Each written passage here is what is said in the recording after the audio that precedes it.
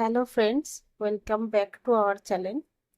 তো আজকে আমি একটা কুচির ডিজাইন আপনাদের সঙ্গে শেয়ার করব। তো আমি প্রথমে 3 ইঞ্চি করে লম্বা করে এরকম টুকরো টুকরো কাপড় লম্বা করে কেটে নেব সুন্দর করে।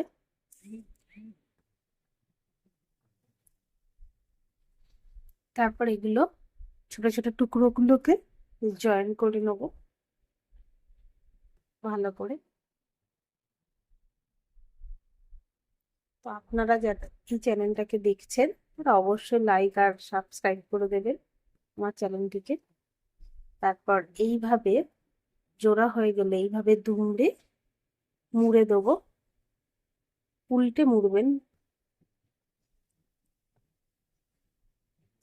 তারপর এই কাপড়টাকে আমরা এই সুতোর সাহায্যে সোজা করে নেব, যেমন দড়ি বানান ওই রকম ভাবেই এই ফিতেটাকেও সোজা করে নেবেন।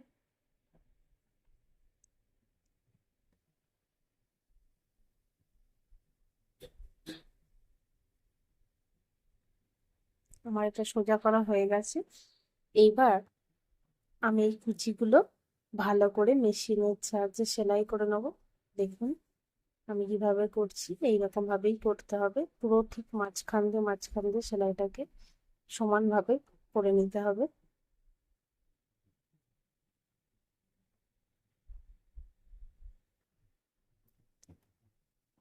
দেখবেন যেন একটু সাইড না হয়, পুরো সমান মাঝখান দিয়ে করতে হবে সেলাইটা। আর কুচিগুলোও যেন সমান মাপের হয়, আর একটু বড় বড় করেই কুচি করতে হবে।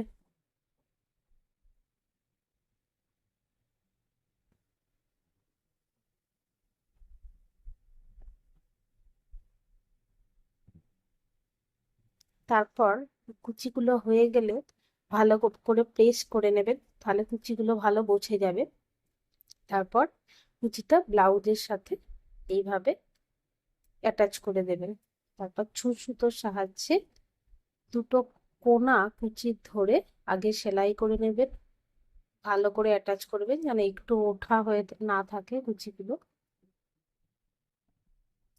তারপর একটা করে পুঁথি এরকম সুতোর ভেতরে ঢুকিয়ে তারপর আবার ভালো করে সেলাই করবেন।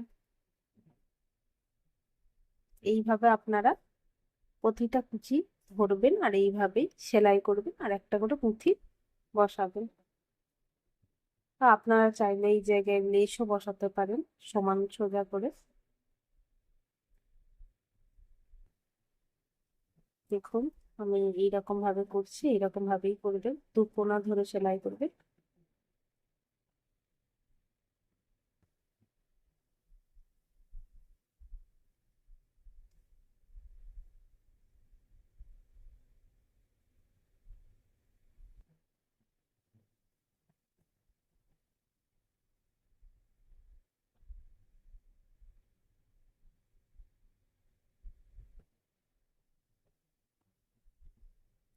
এইবার দেখুন ব্লাউজের ফাইনাল লুকটা আমার ঠিক এইরকম এসেছে।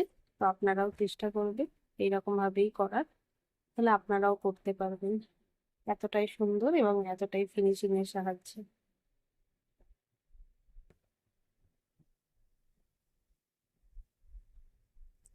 কেমন হয়েছে আপনারা অবশ্যই কমেন্ট করে আমাকে জানাবেন। Thank you.